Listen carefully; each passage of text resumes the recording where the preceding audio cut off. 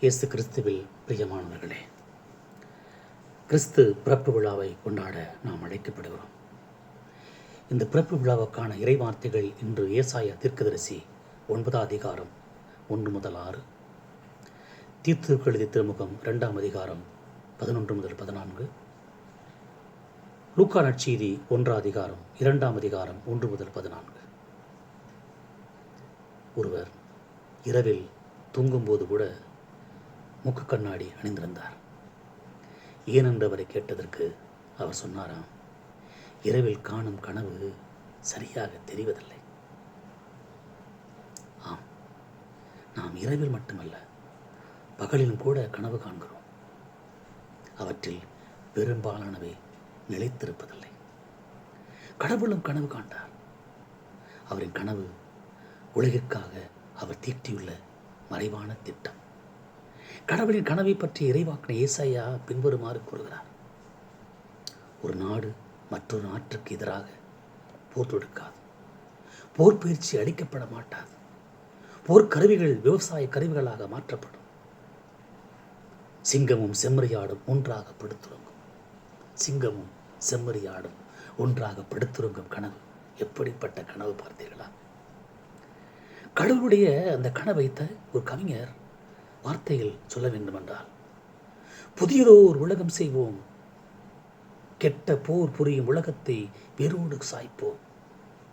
கடவுள் தமது கனவை நனவாக்க தமது ஒரே பேரான திருமகனை இயேசு கிறிஸ்துவை இவ்வுலகிற்கு அனுப்புகிறார். கிறிஸ்துவின் பிறப்பு பெருவிழாவை இன்று நாம் கொண்டாடுகிறோம். இப்பெருவிழாவிற்கு உரிய வருகை பல்லவி இவ்வாறு கூறுகிறது: அனைவரும் ஆண்டவரில் அகமகிழ்வோம், ஏனெனில் நம் மீட்பர் உலகில் பிறந்துள்ளார். அனைவரும் அகமகிழ்வோம், ஆண்டவரில் அகமகிழ்வோம், ஏனெனில் நம் மீட்பர் உலகில் பிறந்துள்ளார். விண்ணகம் நின்று உண்மை அமைதி வந்தது இந்நாள். எனவே கிறிஸ்து பிறப்பு விழா அமைதி என்னால், மகிழ்ச்சி என்னால் என்று நாம் கூறலாம். இதை முதல் வாசகம் வழங்கும் செய்தியும் அமைதியின் செய்தி.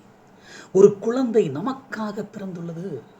அவர் திருப்பெயரோ அமைதியின் அரசர் என்று அழைக்கப்படும். ஏசாயா தீர்க்கதரிசி 9 அதிகாரம் 8. இன்றைய முதல் வாசகமும் வழங்கும் செய்தியும் அதுவாகவே இருக்கிறது. அவர் திருப்பெயரோ அமைதியின் அரசர் என்று அழைக்கப்படும். கிறிஸ்து பிறப்பின் போது வானக தூதர்கள் வையக மாந்தர்கள் வழங்கிய இன்னிசை என்ன?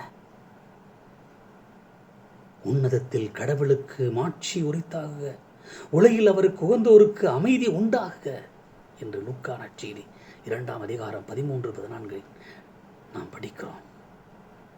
நற்செய்தி அறிவிக்கும்படி அனுப்பப்பட்ட சீடர்களுக்கு கிறிஸ்து வழங்கிய அறிவுரை என்ன என்று நாம் பார்க்கிற போது, நீங்கள் எந்த வீட்டுக்கு சென்றாலும் இந்த வீட்டிற்கு அமைதி உண்டாகுக என்று முதலில் கூறுங்கள் என்றுதான் அவர் கூறுகிறார். அமைதி என்கிற 3 எழுத்து வார்த்தை அவர் தன்னுடைய வாழ்விலும் செயலிலும் காட்டிய அந்த வார்த்தையை பிறப்பின் வழியாக இறைவன் கொடுக்கிறார். கிறிஸ்து வழங்கிய மழைப்பொழிவின் 7வது பேரும் அமைதி ஏற்படுத்துவோர் பேறு பெற்றோர், ஏனெனில் அவர்கள் கடவுளின் மக்கள் எனப்படுவர். கிறிஸ்துவின் பிறப்பால் நாம் அனைவரும் கடவுளுடைய மக்களாக ஆக்கப்படுகின்றோம். கிறிஸ்து அமைதியை போதித்ததோடு அவர் நிற்கவில்லை, அவர் அமைதியை உருவாக்கினார் என்று திருத்தூதர் பவுல் தன்னுடைய மடலிலே மிக அருமையாக கூறுகிறார். கிறிஸ்துவே நமக்கு அமைதி அருள்வார். அவர் யூத இனத்திற்கும் பிற இனத்திற்கும் இடையே நின்று கொண்டிருந்த பகைமை என்னும் தடைச்சுவரை தமது சிலுவையால் தகர்த்தெறிந்து 2 இனத்தாரையும் ஒன்று சேர்த்தார். எபேசுக்கு எழுதப்பட்ட திருமுகம் 2 அதிகாரம் 11 முதல் 16 அருமையான வார்த்தை நமக்கு கொடுக்கிறது. இன்றைய உலகம் கிறிஸ்து கொண்டு வந்த அமைதியை பரப்பாமல் அழிவு பாதையில் சென்று அணுகுண்டுகளையும் ஏவுகணைகளையும் பெருக்கிக் கொண்டிருக்கிறது என்பது வேதனையான உண்மை. ஒரு பெண் குரங்கு ஒரு குட்டியை ஈன்றதும் அழ ஆரம்பித்ததாம்.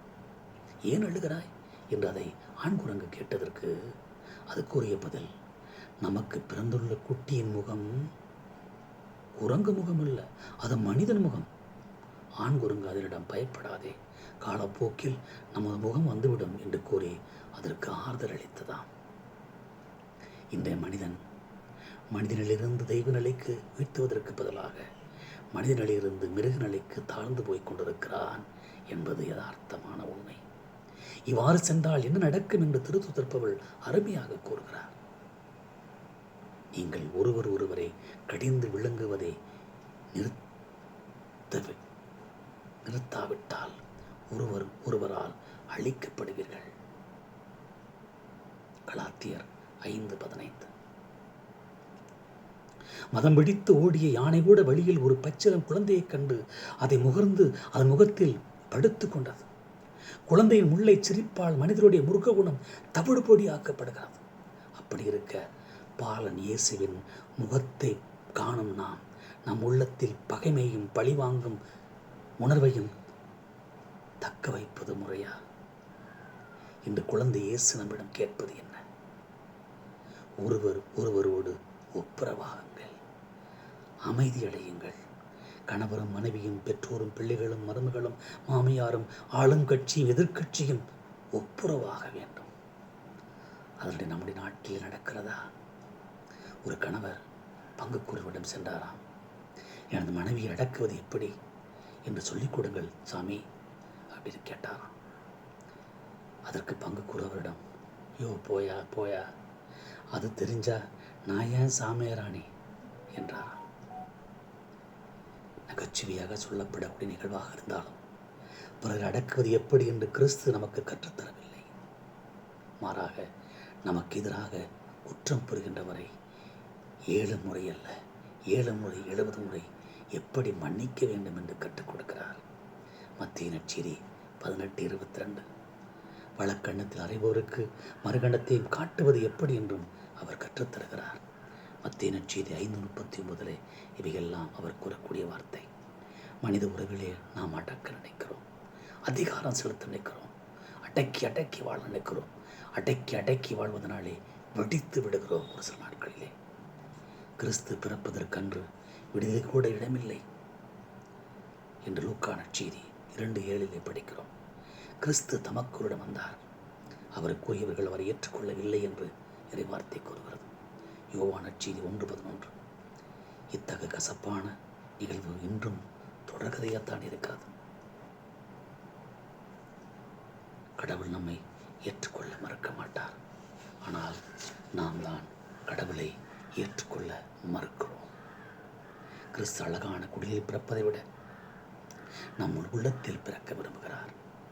நாம் நமது இதய கதவை திறந்தால் அவர் உள்ளே வருவார், நம்மோடு விருந்துண்பார். திருவெளிப்பாடு 3:20 நாம் படிக்கிறோம். அவர் அன்று குடிலே பிறந்தது வரலாற்று நிகழ்வு. இன்று நம்முடைய உள்ளத்திலே பிறக்க விரும்புவது வாழ்வின் நிகழ்வு. அந்த வாழ்வின் நிகழ்வை கொண்டாட நாம் அழைக்கப்படுகிறோம். கிறிஸ்துவுக்கு நாம் உதவி செய்ய வேண்டுமென்றால், ஏழைகளுக்கு உதவி செய்ய வேண்டும் என்று இறைவார்த்தையும் திருவையும் அழைக்கிறது. ஏழை நம் சகோதர சகோதரிகளுக்கு நாம் செய்வதையெல்லாம் கிறிஸ்துவுக்கே செய்கிறோம் என்பது கடவுளுடைய வார்த்தை. மத்தேயு நற்செய்தி 25:49.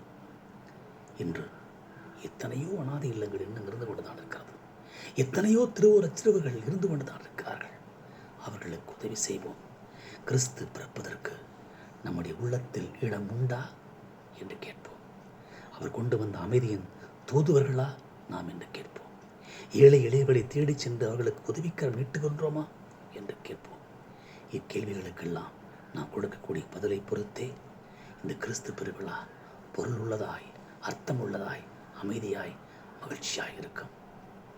கிறிஸ்து பெருவிழாவை ஹாப்பி கிறிஸ்மஸ் என்ற வார்த்தையால் சொல்வதோடு மட்டுமல்ல, வெடிகளையும் உடைகளையும் வாங்கி குவித்து அதில் அழகு பார்ப்பதல்ல, அதையும் தாண்டியது.